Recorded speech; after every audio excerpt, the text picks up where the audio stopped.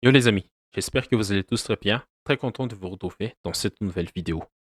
Une journée inoubliable, mais dans le mauvais sens pour le peuple ivoirien. La Côte d'Ivoire s'est fait humilier par la Guinée équatoriale sur le score de 4-0 devant son public.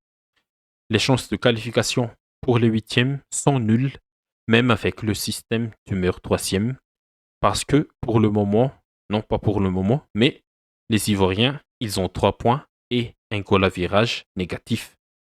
La Guinée équatoriale, quant à elle, termine premier de ce groupe et c'est mérité vu les choses qu'elle a montrées pendant cette phase de groupe.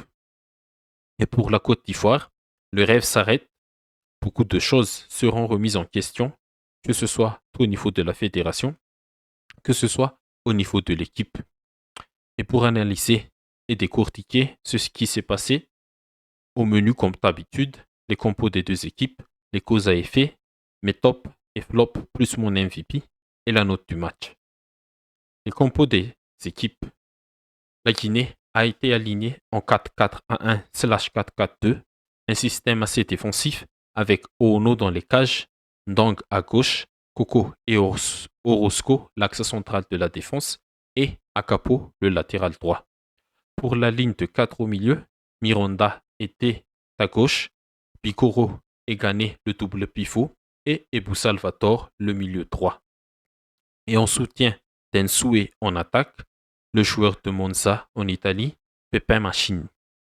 Pour la Côte d'Ivoire, c'était un 4-3-3 avec Yaya Fofana dans les buts, la ligne de 4 en défense, formée par Ghislain Conan à gauche, Indika et Boli l'axe central et Singo à droite. Au milieu, le trio habituel Fofana, Kessé et Sangare. Et en attaque, des choix différents par rapport au match contre le Nigeria, composé par un trio Kouame, Nicolas Pepe, Tiakate, avec Nicolas Pepe dans un rôle de faux numéro 9. Les causes à effet du match. Avant de faire l'analyse approfondie de la Côte d'Ivoire, il faut tout d'abord féliciter les Équato-Guinéens. Cette équipe montre sur le terrain que ce sera aussi l'une des fauteurs de troubles dans la hiérarchie des choses et dans cette CAN 2023.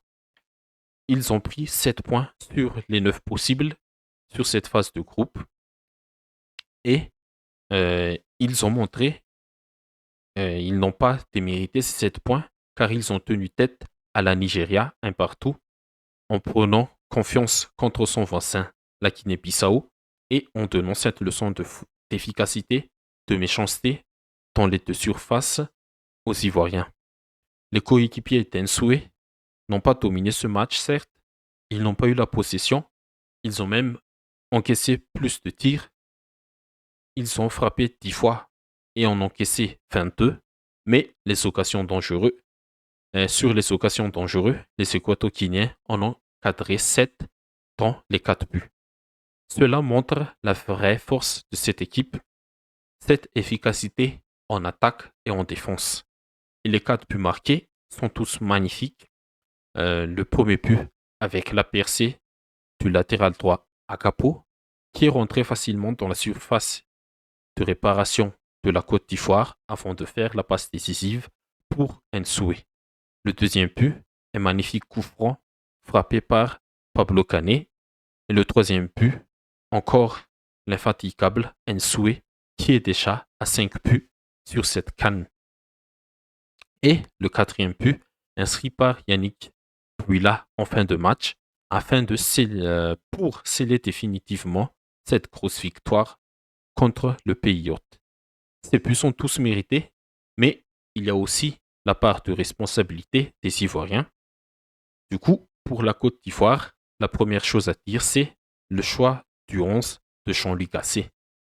Certes, c'était un choix tourné vers un football plus offensif avec la titularisation de Diakate, Pepe et Kouame.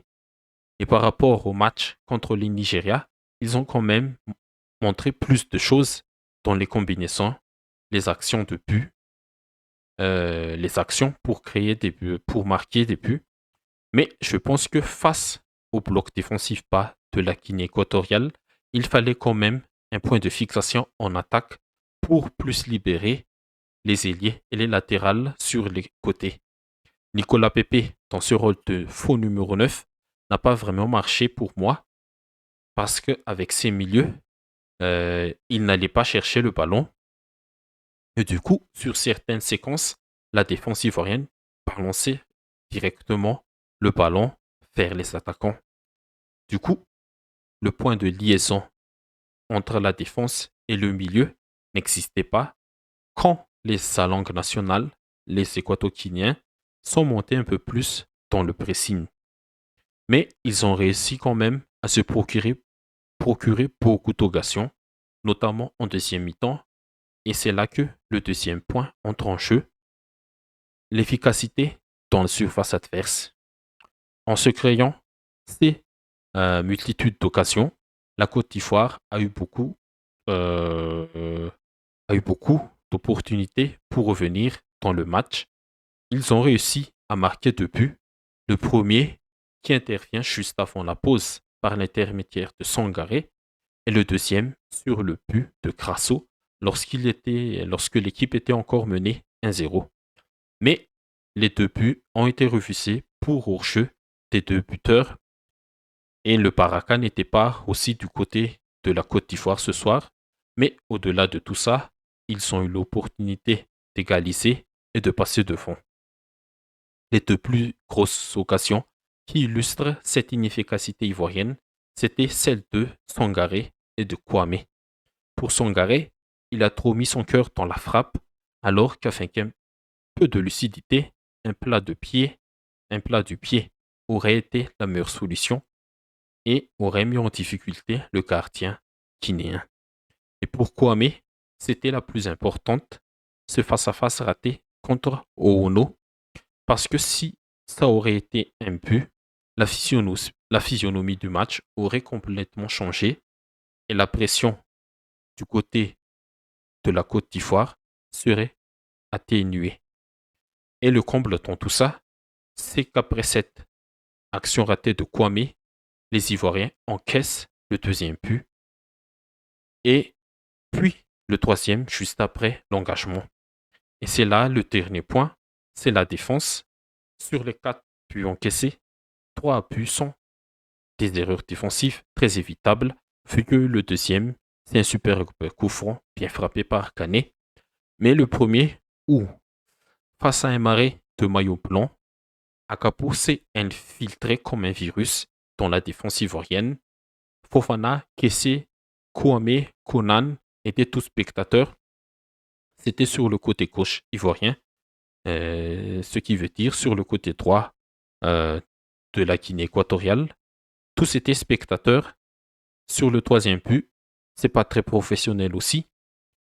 D'encaisser le but très rapidement, juste après l'engagement, surtout dans ce genre de compétition continentale de très haut niveau. Et ce but ressemble beaucoup au quatrième ou cinquième but de l'Allemagne, si je me souviens bien, lors de ce fameux demi-finale en Coupe du Monde contre le Brésil en 2014.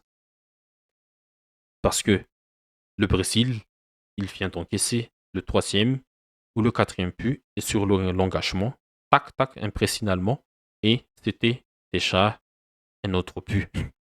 Et, mais pour nuancer un peu cette défense très laxiste de la Côte d'Ivoire, l'équipe était déjà divisée en deux sur cette action.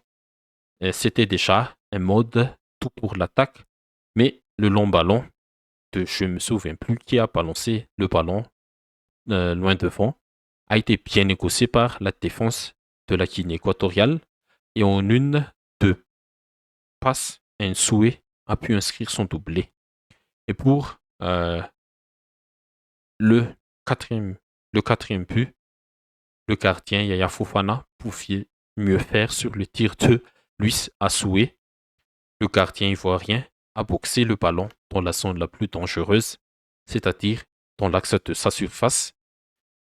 Et qui était déjà le buteur? Qui était déjà le buteur? Le buteur, c'était Je pense que c'était... Oui, c'était Yannick Bouila. Il a juste ajusté le gardien pour marquer ce quatrième but. Du coup, comme je l'ai dit sur une autre analyse d'un match de cette CAN, si ton attaque ne fonctionne pas pour marquer le but, au moins ta défense doit marcher pour ne pas encaisser de but. Mais pour la Côte d'Ivoire, ni l'un ni l'autre n'a pas marché ce soir. Mes tops, mes flops et mon MVP. Mes tops, Nsoué bien sûr pour son doublé. Et je mets aussi le gardien de la Guinée équatoriale, Owono. Même si Kouame a raté son face-à-face, il fallait quand même que le gardien sorte cet arrêt décisif dans un moment très très très décisif du match. Parce que sans cet arrêt, c'était l'égalisation. Peut-être que la physionomie a été complètement renversée. Et pour la Côte d'Ivoire, je mets le Chenoumar Diakate, l'ailier droit, l'attaquant du stade de Reims. Il a essayé sur son côté, il a déporté, il a percuté. Et pour mes flops, je ne vais pas citer un joueur particulier parce que cet échec, pour moi, c'est un échec collectif pour la Côte d'Ivoire. Du coup, mon MVP, c'est Nsoué. Et les notes du match maintenant, pour l'ambiance, un 4 sur 10. Le stade n'était pas vide quand même, mais les supporters ivoiriens n'ont pas mis le feu, n'ont pas poussé à bout pour soutenir et donner plus de force à son équipe. Pour l'intensité du match, un bon 7 sur 10. Et pour le scénario, un 8 sur 10. On attendait une réaction des Ivoiriens, mais ce sont les Équato-Guinéens qui a déraciné l'arbre où se tenait l'éléphant. Les Équato-Guinéens ont été très bons ce soir. Et ça nous donne une note générale de 6,6 que je vais arrondir à 7 sur 10. Et dans l'autre match du groupe, le Nigeria assure aussi sa qualification en battant la Guinée-Bissau.